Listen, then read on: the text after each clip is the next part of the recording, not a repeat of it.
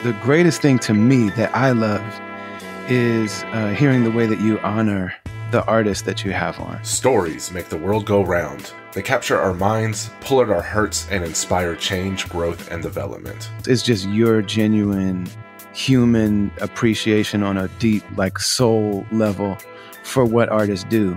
Your podcast is really dope.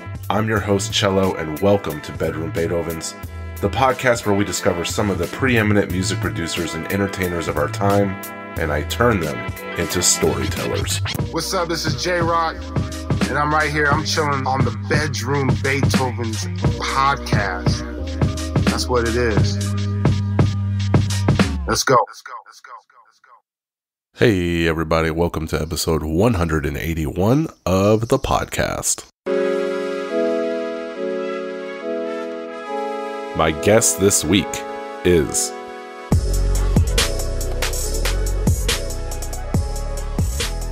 My name is Big Jerm.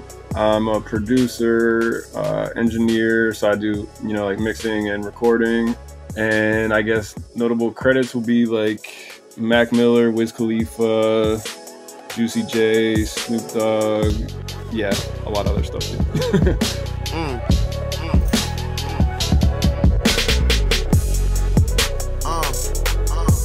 Still the same Cam, who I was is who I am. Drive the Chevy like a lamb, rolling up by the gram. Always sticking to the plan. Them other niggas lacking vision. I'm 20/20 and my eyes lower than theirs. I ride slower, supersized motor. When you pull up, they outside of the crib. You outsiders, we in, we outshine them. Taylor gang or outline them. You dig? You dig? You dig? Riding with my windows down, roll another paper up. We just on a grab, working, trying to get our paper up. Working on myself, while I work on everybody else.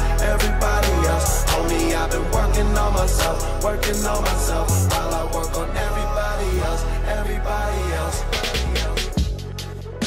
Big Jerm is my guest of honor this week, a man who deserves a brick in the house of hip-hop's foundation if you ask me. He doesn't pop up in many interviews, and you may not know his face, but you know his work.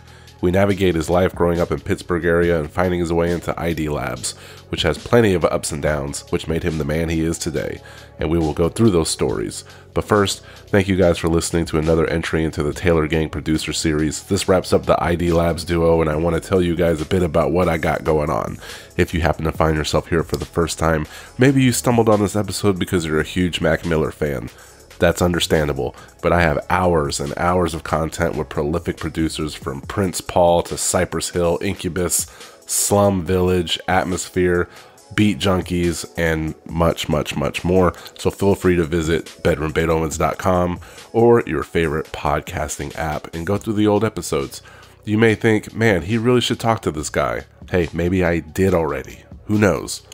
Check the show out on YouTube, like, comment, subscribe, and if you're feeling in an extra supportive mood, patreon.com/bedroombeethovens is set up for you to donate a few bucks and you get early episodes and other perks. Mostly it's just to support me, my efforts telling these stories with these extraordinary human beings. But thank you to J57, Chavez Sound, 5-7 Collective, Taylor Gang. It takes a village. Let's get this interview started with the incomparable Big Jerm.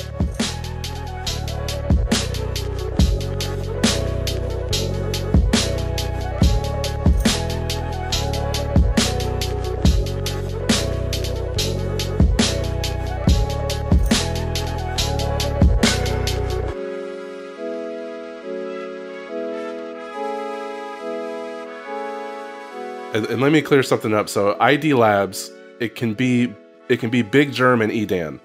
Yeah. So for a long time, we were actually ID Labs was like a team. So it was me, E, and then Sayez was in there too. And then a couple of years ago, we kind of split apart. And I'm still, we're still cool with each other and stuff. I still work out at ID Labs sometimes, like the studio ID Labs.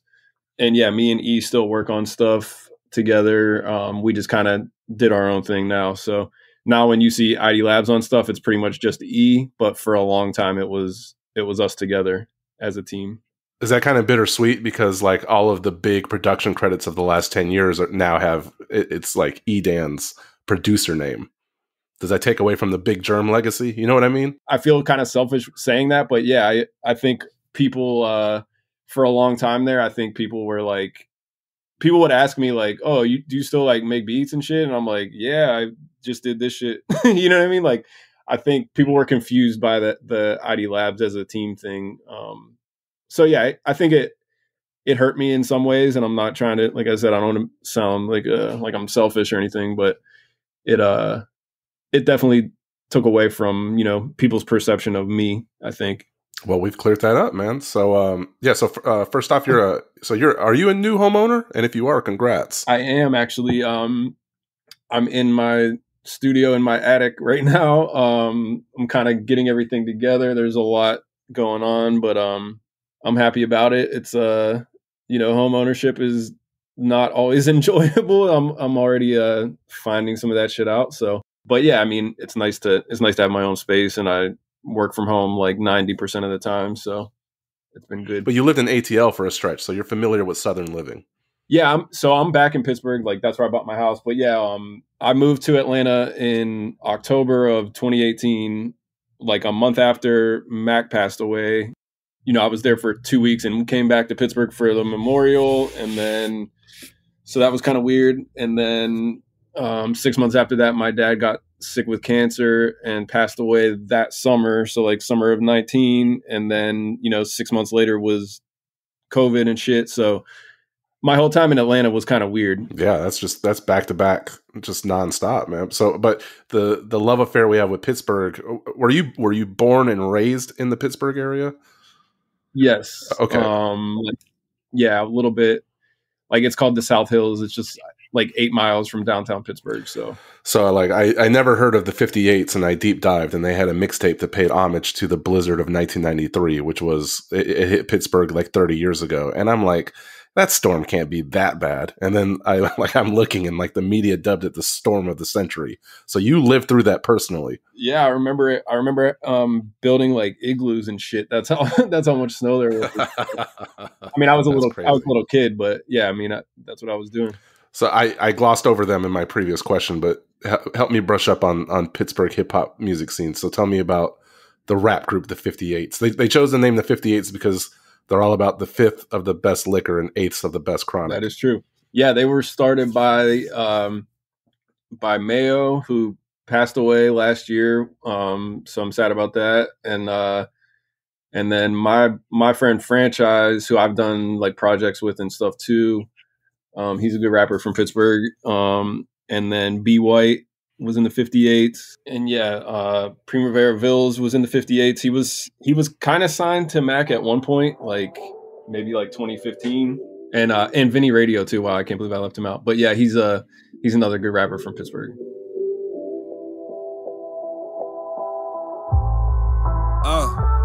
Yeah, it's your motherfucking boy Hardo and this bitch. B White, what it do, nigga? Hold on, let me talk to him. Listen, fresh up out the cell, I just dug me a sentence. Young nigga, 22 round, 22 inches. Hope my dreams fall through all this work that I put in. I'm just executing plans, trying to follow my vision. Not the pot that I put the soda and blocks in, but the top where the bitches are swimming topless. And I'm smoking Cohibas, chilling, just watching. Like how the fuck I get here, I would just lock in. It's for me, going and kind of research them a little bit, I almost got like a snapshot of the way Pittsburgh kind of treats their talent. Like, I see a lot of people like, oh, you guys should have been millionaires. You guys are better than Mac because y'all never left Pittsburgh. Forget Cushion OJ. You guys have the mixtape of the year. And it's almost like Pittsburgh has a chip on their shoulder that they never made it big or as big as people wanted them to be. A lot of those people don't understand the music industry. So, staying in Pittsburgh, which I've done, I lived in LA for a little bit and I lived in Atlanta, but I've been in Pittsburgh most of the time. And I do, feel like if I was out there more, like if I just moved to LA and I was like, I'm doing it, like, I feel like my career would have been better. But it kind of is what it is. Like, if you stay in Pittsburgh, it's probably not going to happen. And if you're like a white skateboarder in the 90s in Pittsburgh, listen to hip hop, that just makes you like an outlier. Yeah, pretty much. Whoa. So that's kind of when, skateboarding's your focus, but you're messing around with Fruity Loops.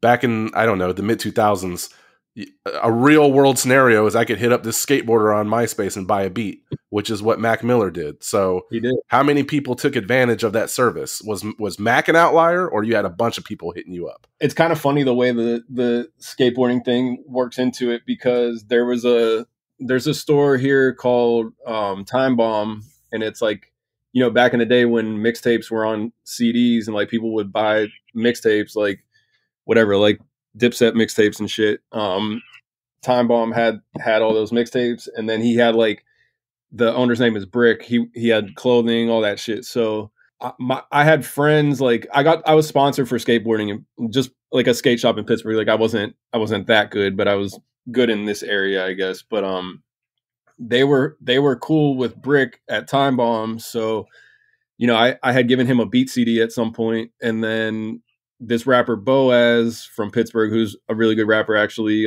He's done stuff with like Wiz and Mac and everybody. He was like the first person to get a beat from me just off a beat CD. And then he had that CD down at ID Labs or whatever. And like Chevy Woods got a beat, and Wiz too. And this was in like 2007. So yeah, it's really, skateboarding does kind of like tie it all back. Like that's kind of how I met a bunch of people like that. And I met Wiz's first manager at Time Bomb as well. So how much would like a Big Jerm beat run you? Or like, maybe do you remember the beat that Mac Miller wanted that early? Whatever happened to that beat? I probably charged him like $300 or something. And even a lot of this stuff before that, I wasn't even charging people. Like I didn't charge Boaz for those first beats, and I didn't charge Wiz for like, the first thing I did was like on Prince of the City 2 for him. And like, I wasn't charging people. I think I charged Mac at that point, because he told me he had I don't know if you know Will Carlson. He was like Mac's manager at the time, and he was paying for shit. So yeah, I think I charged him like $300. It was something off the High Life. I don't know if you know about that project me and Mac did. So if someone like Mac Miller was, quote unquote, he was just kind of like flying around the studio, some people gelled with him, some people were annoyed with him, some people wanted to work with him. I know Edan said he came to the dance maybe 6 months after you. How did he worm his way in to start getting sessions? And then once the session started, how did he win you guys over personally? I went to like audio engineering school in New York, and I was kind of like, I didn't really know, I had to move back to Pittsburgh because I was broke, and I didn't really know what I was going to do. And then I interned at ID Labs. This is after I had already gotten beats to people. So Edan was like semi-familiar with me. So I interned there like 2008. And then there was another engineer there that was a little, he was kind of flaky. He already had known Mac, but he would make Mac wait for like 4 hours, you know what I mean? Just to get in the studio. Like he didn't care about him at all. So kind of at that point, that guy got in a car accident and he wasn't in the studio for like months. So I just ended up, going from interning to just being there like 24/7. And then, Mac would be coming around trying to like trade me like some stolen like computer monitor for studio time or like whatever he could. He would try to get into the studio, and like he definitely annoyed me at first, but he was so persistent, and like he did have a like charisma. Like even back then, it was just like, I could tell people were drawn to him. We kind of just became friends. He was almost like a little brother in a way, like and like his crew too, like Q, like Quentin Cuff. We just kind of became cool, and then they were there all the time, and he was cool with Wiz too because they went to the same high school. So yeah, I don't know. It kind of developed into a friendship. Like, and I think Edan was kind of unsure of him as well, but me and Mac had done a couple of songs that never even came out together where like, Mac would play keys or like guitar or whatever. And I think E was impressed by that because I don't think he knew that side of Mac at that point. So before that friendship took place and that internship, you said that you're going to school like in the heart of Chelsea. why even go there in the first place if you never had aspirations to, I mean, you never really wanted to be a recording engineer, did you? Nah, really. You did your research. It's really stupid. It's going to sound stupid, but I was just like, I wanted my beats to sound better. Like I wanted to learn how to mix.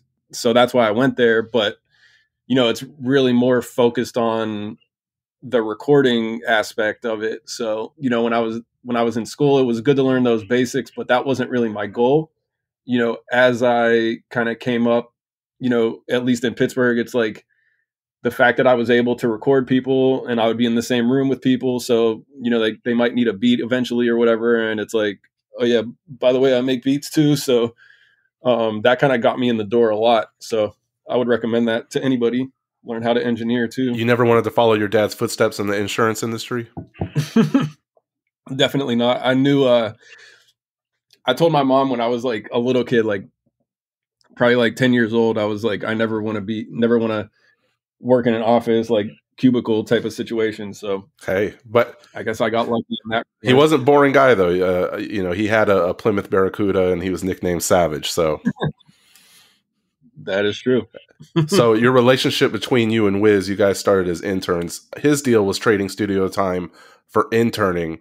What was your trade-off? I mean, I guess you touched on it, but it was strictly experience, or was the vision not so much clear? You were just like, I just want to be surrounded in this environment that I know that I want to make a career out of. Yeah, because all I was really doing was trying to make beats like in the Pittsburgh area, and like, you can't really live off that. So I was definitely struggling at the time.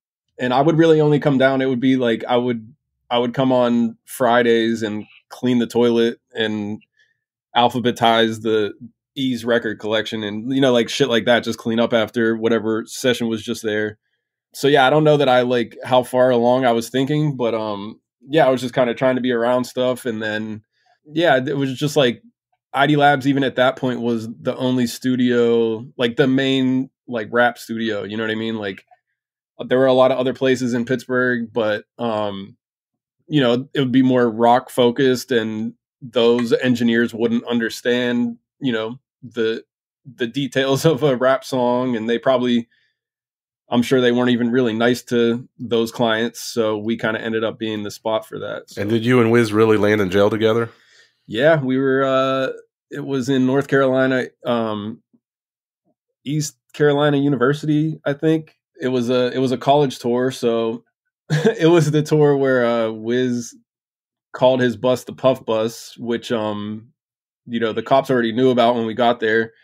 So we pull up, and like that bus was hilarious because it just, it's like basically smoking as you're going down. Like you can see the smoke coming out of it, driving down the highway. So we pulled up, and it's like clearly smells like big weed on there. And that particular show, this was like kind of later in the tour, and I had seen the show so many times. So I'm like, I'll just stay on the bus and like make beats or whatever. And then I kept hearing knocking on the bus, and I ignored it for a long time. Like I wasn't going to be the one to let the cops in, you know what I mean? And then everybody, the show was over. Everybody came back to the bus, and the cops were just waiting there. And I don't know. I think there was only like a zip of weed between 10 people at that point. So it was like, they tried giving us trafficking because it was like, it was on tour, like a state to state kind of thing. So yeah, that was scary. That's funny. So, I mean, you touched on like there were past engineers at ID Labs that are kind of either flakes or they keep people waiting in the studio. So your mindset when you're there and Wiz Khalifa wants to start working with you, he's hitting you up at like 10 o'clock at night for sessions. So, if you're taking a shower and you're getting ready to chill on the couch and watch Netflix and pass out, you can't do that. You get a text from Wiz and you have to decide, man, can we do this at 10 a.m. tomorrow? Or you have to go down there and make yourself readily available. I guess that's how you get ahead while other people don't want to do that. Yeah. I mean, that's basically what it was, especially for him. I mean, even then, like, he wasn't who he is now, but even then it was like, he was a big deal at like, especially around here too. You know what I mean? It's like, I wasn't going to say no to anything. So, and I wasn't shit yet. So like I wasn't doing anything. I was like, whatever, I don't get to go to sleep till 7 a.m. That's fine. So yeah, I was available. Well, I don't want I don't want to romanticize the early 2010s too much, because that was when, like you say, Wiz, Mac, you didn't have preconceived notions of how they thought their career should go. And it was a time when Wiz wanted to make music, and it was a time where you actually wanted to produce. And in your words, there was less money involved, so it was more fun. Mm-hmm. So does that mean if in present day, if Wiz Khalifa texts you now and wants to make music together with you, he just bought an $8 million mansion, and you can't replicate that feeling, that energy, because people have lifestyles they have to uphold and Rolls Royce payments they need to make. So now let's not make music. Now we have to make as many top 40 hits as we can. Does that change the dynamic for the worse? Is it really? Just speaking for myself, just when everything was new, it was cool to me. I done smoked weed where they said I can't. Got rich when they said I can't. Got high and got on the plane and brought all my niggas when they said I can't. Went shopping places they said I can't. Bought some shit that they said I can't. Jumped on the road and did all them shows because I was popping. I don't think on that level, like, it's still cool to be in there with him. And he was in Pittsburgh like early December, and I don't think Wiz is really thinking that every time he goes to the studio. Like, I think a lot of it is him just having fun, like seeing what happens. So but that's just speaking for me, I guess. But all his money wasn't in the plan. That was all about them Benjamins. Ballin' hard and you in the stands. All his money, I'm a businessman. Out of all his niggas, I'm the realest man. I'm the realest man. I'm the realest man. I'm the realest man. I'm the realest man. I'm a worrywart. If I had that much success, I would be like banging out as many hits as possible, because the music industry is so fickle. You could lose it all tomorrow. Like, what have you done for me lately? Oh, you haven't had a hit in 3 years. We're gonna drop you. That I would have so much anxiety if I was famous. Yeah, no, I agree. I mean, it's so much pressure to live up to whatever you've done in the past. And nowadays too, it's like fans care about like people like fans will compete with other fans about like album sales and shit for their favorite artists. And it's like, I don't even know why that shit matters to you. Like, if you like the song, you know what I mean? Like, the sales have nothing to do with the music as far as I'm concerned. But yeah, I just think it's funny nowadays. It's like everybody has an opinion, and the opinions are readily available online. So it's like, it's a gray area though, because if I say, well, why did Wiz and Mac blow up but the 58s didn't? Is it lightning in a bottle? Is it a set of things? Yeah, I think it is a combination of things. I think really Wiz was the one that started everything for Pittsburgh, as far as like, nobody had ever done anything like that before. That definitely helped Mac at the beginning. He was able to follow in those footsteps. I think some of those other people, like, whether they know it or not, or whether they'll admit it or not, like, they weren't willing to put in what Mac and Wiz were putting in. You know what I mean? I think that's kind of what it comes down to. And that's just me being honest. So yeah, I mean, I think like it's just a lot more than more than just talent. There's a lot more that comes along with it, and there's a lot of stuff that, to be a big artist, there's a lot of things you have to do that you don't love having to do radio interviews like the next day after some show, or you were in the studio all night or whatever. It's like, I don't know that everybody's built like that to just that's all you care about. And then the next logical step is like, if you outgrow Philly, you go to LA, and you actually lived with Mac Miller in LA, right? Mm-hmm. So was the aspiration for you to take the next step in your career, or you just wanted to be closer to Mac and make music for him without, having to email beats or him to fly out to Pittsburgh? Where you just, well, I guess, looking back, was it good for your career? There's actually a lot more to that story too. I got shot in the summer of 2016.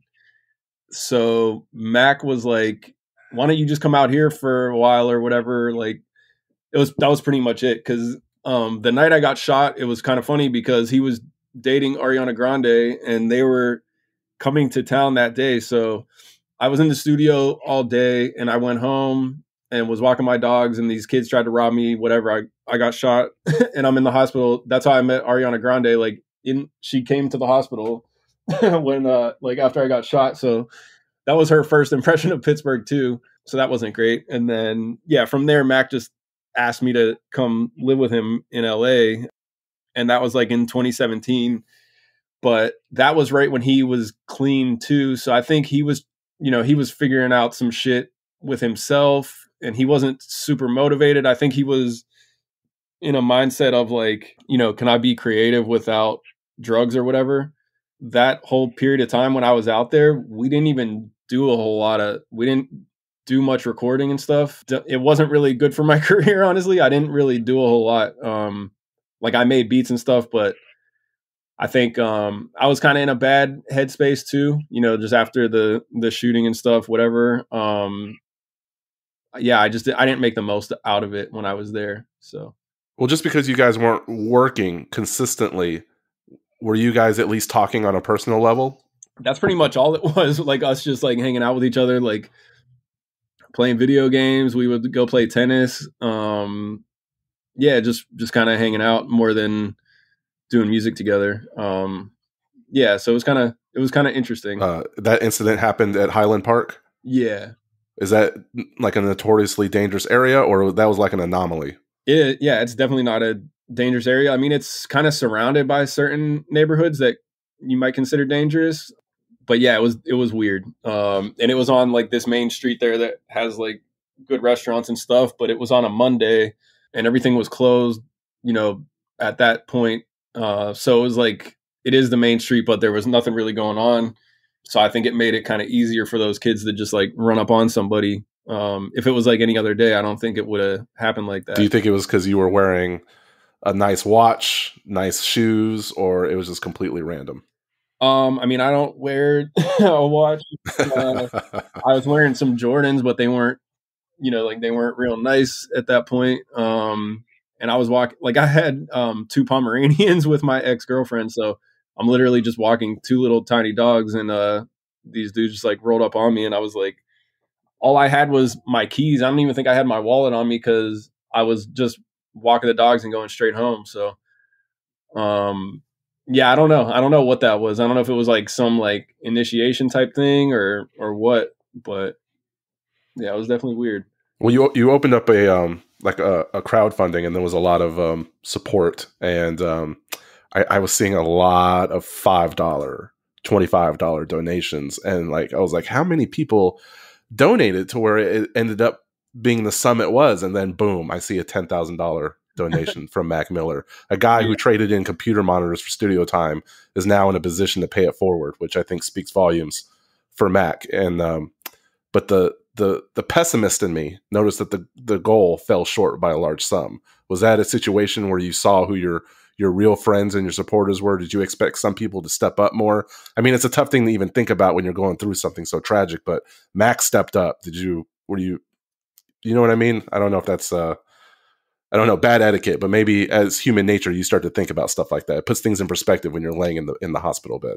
Yeah, for sure. And I think, just doing, like, I know a lot of people from like different backgrounds from doing music. And it was just funny because it was like, some people I talked to, it's like, wow, I can't believe you got shot. That's so crazy. Like, that's the worst thing ever. And then other dudes would be like, oh, you only got shot one time. Like, you know what I mean? Like, different people's perspective is kind of interesting. But yeah, I think I guess I would have thought some people would have reached out more. Like, I don't even want to go to like that financial aspect of it. Like, I appreciate what Mac did. I'm not going to say somebody else didn't do enough or whatever, but yeah, I thought some people like didn't take it super seriously, and that was interesting, but it is what it is. But yeah, I think I learned from that for sure.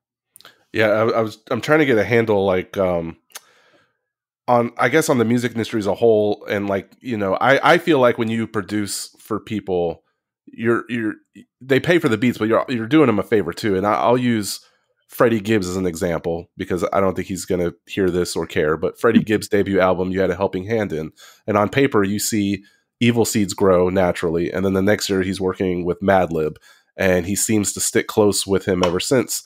When he released Deeper EP and then Pinata after that, were you kind of left your head scratching like, well, why did he pivot away from me? Or in scenarios like that, you don't take things personally. I guess I don't take it personally. Like, I don't get like upset. It's like, that's his choice, like whatever. I didn't like come up with him to the point where it's like, I feel like he owes me some shit or whatever. You know what I mean? Like, but, yeah, I mean, it's interesting to see. Like, I kind of wish, like, even just now, like, I wish I could just like send him a beat and he would care about it. But, I mean, I haven't sent him anything in a long time, but I don't even think in my head, he probably doesn't even remember me. You know what I mean? So it is what it is. I mean, I feel like that shit's happened a lot in my career with with people. So it kind of is what it is. I think that's another thing about living in Pittsburgh is like out of sight, out of mind kind of thing. It's just like I'm not around these dudes all the time. So that's probably why John Bryan kind of stepped in. What did you think of John Bryan's interpretation of Mac Miller? Do you think that he handled the execution of Circles well? Do you wish that you had a bigger part of the record? I'll be honest, I was a little hurt. I didn't have much input at all on that one.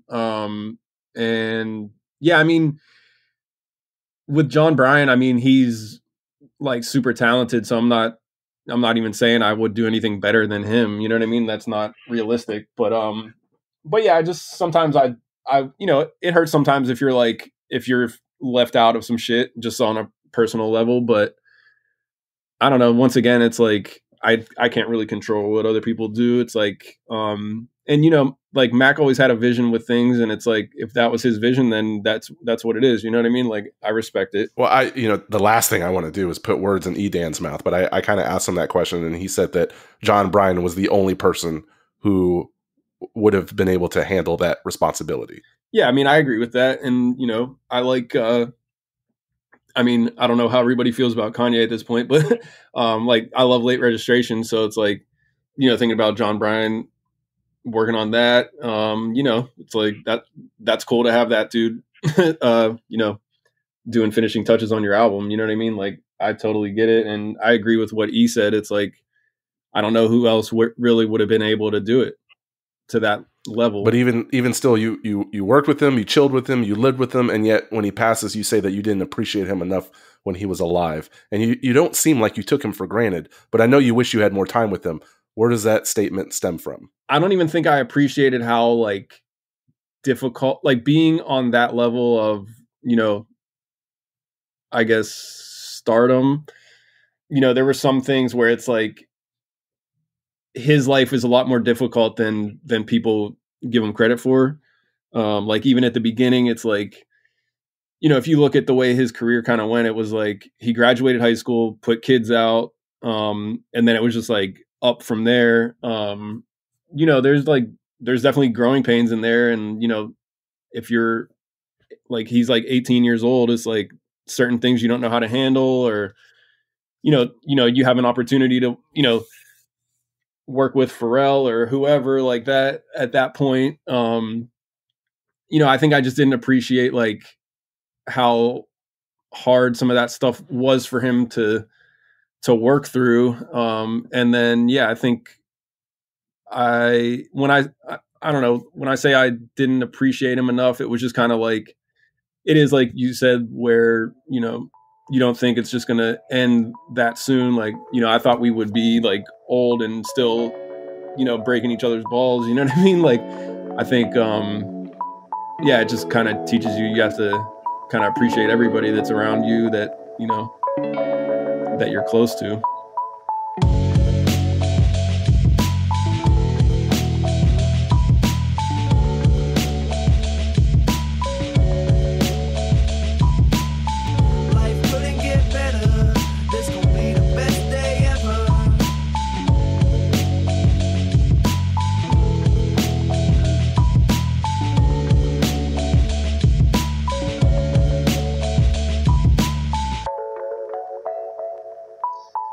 I mean, naturally, you're probably gonna step away from music when stuff like that happens. How did you find your love of music again? Because a year ago, you said you were done making beats for a while. And then 6 months ago, you said you get zero enjoyment from it now.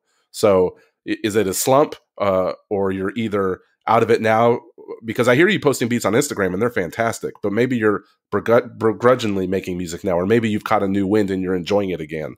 What's the status? What is it all about? I think for a while there, it's like I was making so many beats and like, I don't know if it's just like, I'm not good at the marketing side of myself, you know, as a producer.